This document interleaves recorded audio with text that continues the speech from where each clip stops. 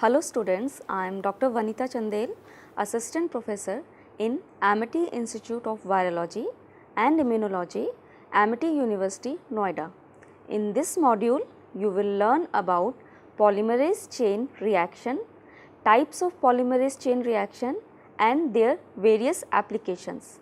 Whenever we talk about molecular techniques, PCR comes first to our mind and it fascinates us that how from small amount of DNA it amplifies many folds that can be viewed on the gels or can be quantified in real time in case of real time PCR. Polymerase chain reaction is used to amplify specific sequences simply and quickly by direct enzymatic process. Now there are various types of PCR. Two basic types are your qualitative and quantitative. Qualitative PCR is further divided into many types such as RT-PCR, nested PCR, multiplex PCR, touchdown PCR and hot start PCR. In quantitative PCR, we generally talk about the real-time PCR. Different steps which are used in PCR are denaturation, annealing and extension. In denaturation at 94 degrees Celsius, the double stranded DNA melts and opens into single stranded DNA. Now the next step is annealing. At medium temperatures around 54 degrees Celsius, the primers pair up or anneal with the single stranded template. Template is the sequence of DNA to be copied. On the small length of double stranded DNA starts copying the template, this temperature depends upon the primer that we are using. So, it varies. It is not just the 54 degrees Celsius for all the PCR reaction. We need to calculate it. And how do we calculate it? On the basis of primer length. So, next step is extension. At 72 degrees Celsius, the polymerase works best and the DNA building blocks complementary to the strand are coupled to the primer, making a double stranded DNA molecule. For PCR, there are number of components which are required, right.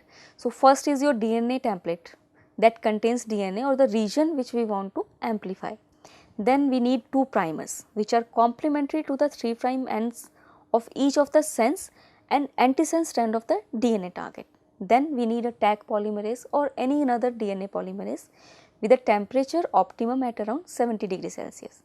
DNTPs, these are the building blocks from which the DNA polymerase synthesizes a new DNA strand. Buffer solution providing a suitable chemical environment for optimum activity and stability of the Taq polymerase. Then we need certain bivalent cations such as magnesium ions which is used for the proper functioning of the enzymes. It is a diagrammatic illustration of the polymerase chain reaction. So, first step is showing a denaturation, then there is a annealing and extension as explained earlier. And after 30 cycles, around 2 billion copies of DNA are produced. There is an exponential amplification in PCR. That means, as PCR progresses, the DNA generated is itself used as a template for replication, setting in motion a chain reaction in which the original DNA template is exponentially amplified. Like after first cycle there are 4 copies of DNA generated, after second cycle there are 8 copies and this goes on. Stages in PCR. Exponential amplification. At every cycle amount of product is doubled, right. Though the reaction is very sensitive, only minute quantities of DNA must be present in order to amplify. Then there is a leveling of stage. So, the reaction slows down as the DNA polymerase loses activity and as consumption of reagents such as DNTPs and primers causes them to become limiting. So, then there is a plateau stage, that is no more product accumulates due to exhaustion of the reagents and the enzymes. Various enzymes are being used in PCR. The most common one is a Taq polymerase. It is named after the thermophilic bacterium Thermus aquaticus. The thermostability of the Taq polymerase helps in its purification after expression in E. coli, right. The enzyme has 5' to 3' DNA polymerase and 5' to 3' exonuclease activities. It polymerizes about 50 to 60 nucleotides per second. Therefore, extension time is given 1 minute for 1 kb of sequence. Now there are certain disadvantages of this Taq polymerase also, right. So Taq polymerase, it has no proofreading activity. It incorporates a wrong nucleotide in every 10 kb. Taq polymerase has relatively very low processivity. It amplifies up to only 5 kb of DNA.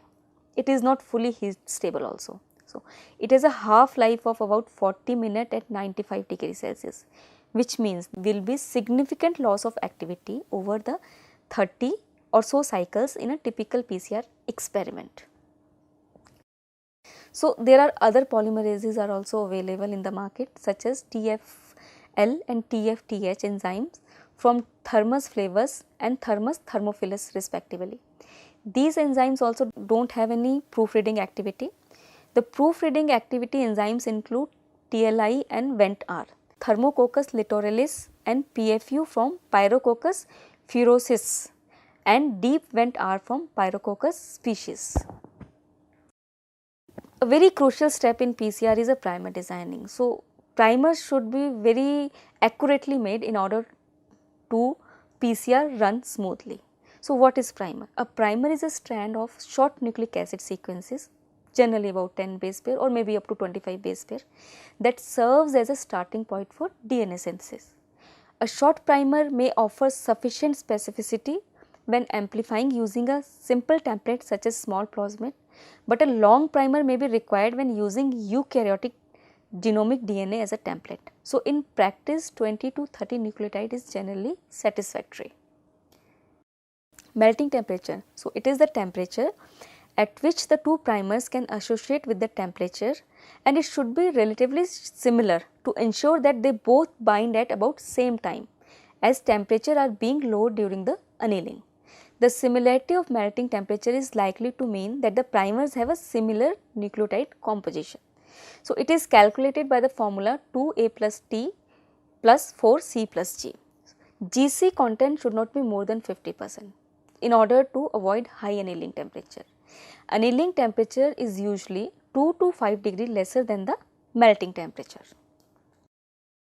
Applications of PCR include diagnostics, in sequencing, cloning and in forensic studies. PCR is a very sensitive technique that allows rapid amplification of a specific segment of DNA. It can make billions of copies of a specific DNA fragment or a gene, which allows detection and identification of gene sequences using visual techniques based on size and charge. Modified versions of PCRs have allowed quantitative measurements of gene expression with techniques called real-time PCR. So there are certain limitations also. The DNA polymerase which is used in PCR is prone to error, and it can also lead to mutations in the fragments generated. The specificity of the generated PCR product may be altered by non-specific binding of the primers to the other similar sequences on the template DNA.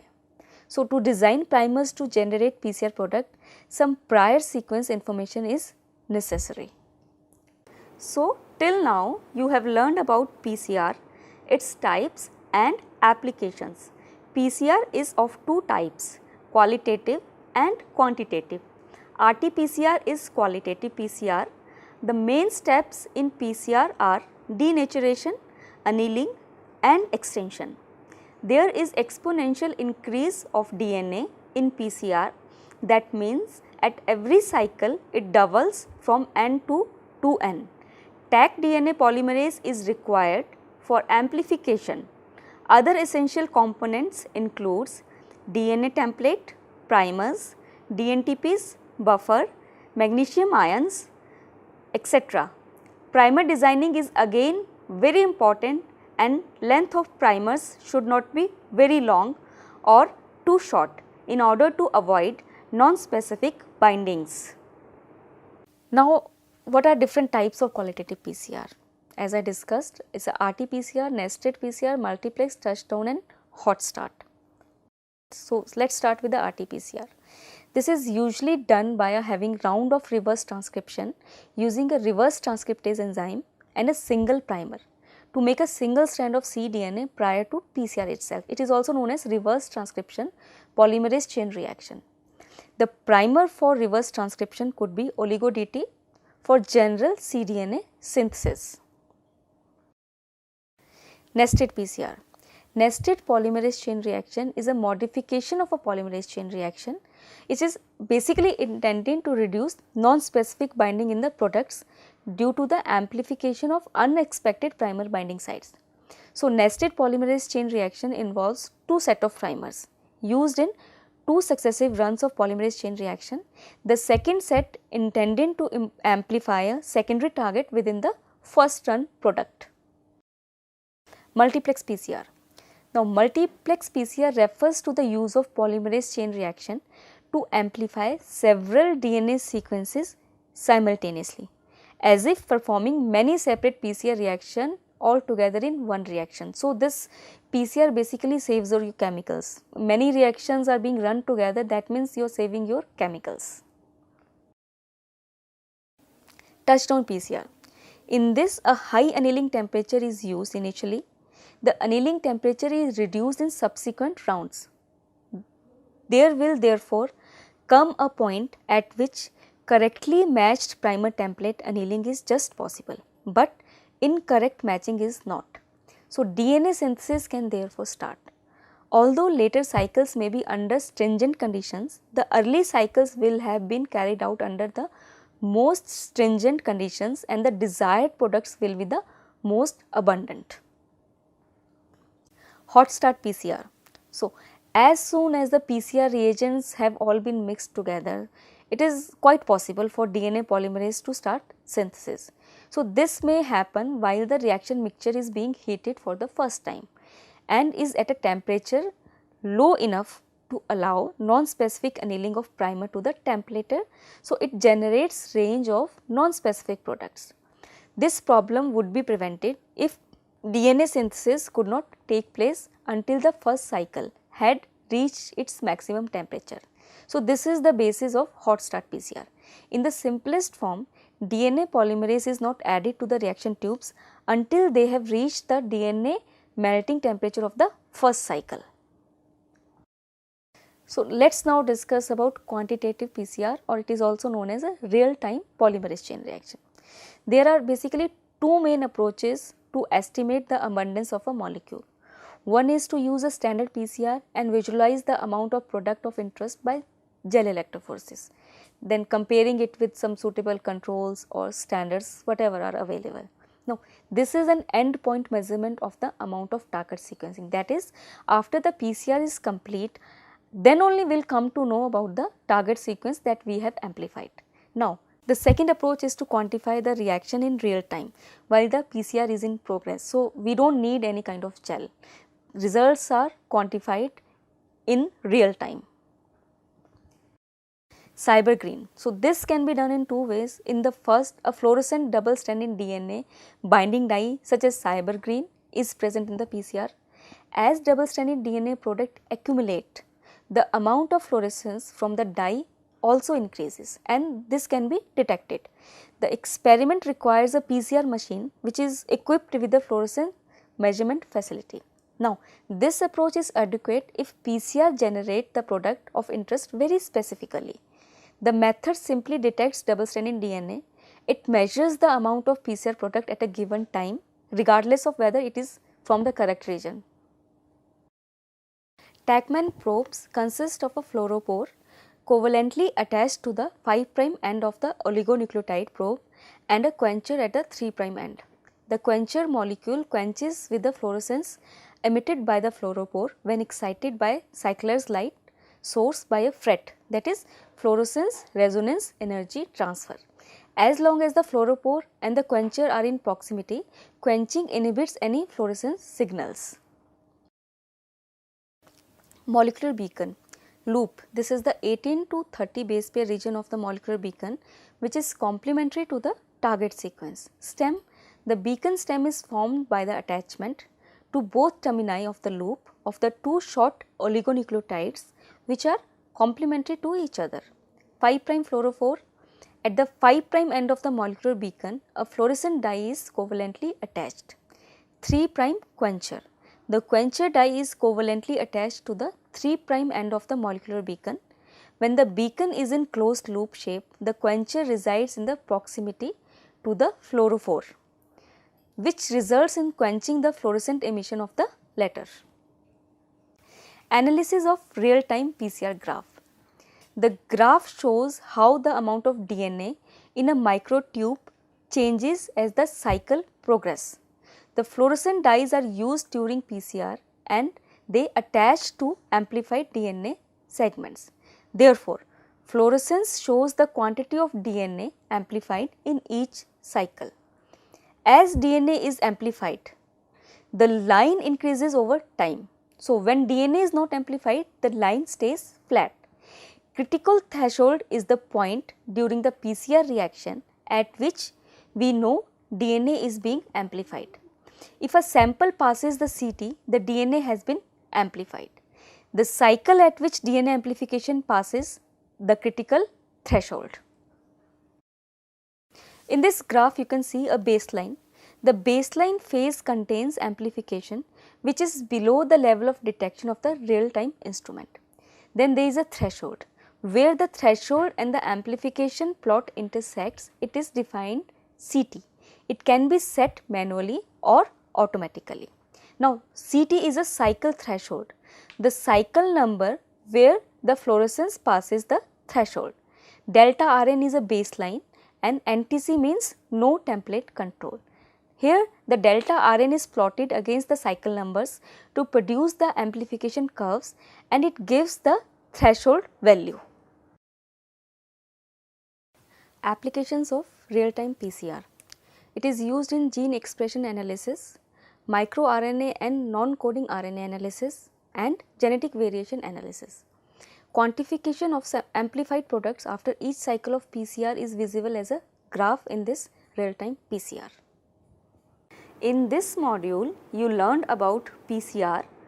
Quantitative PCR or real-time PCR is more specific and sensitive than qualitative PCR, and use of each type of PCR depends upon individual needs. For labs where budget is not very high, RT-PCR is preferred, and for high throughput and specific results, real-time is preferred. Both are very important tools in diagnostics. Gene expression analysis. When we talk about diagnostics, it includes human, animal and plant diagnostics as well. I hope you must have learned a lot of things about PCR in this module. The details of this module are available on the UGC website. If you want to know more about PCR, you can refer to e-text file where certain books and e-resources have been mentioned. Also, go through the questionnaire for self-assessment provided with this module. Thank you and happy learning.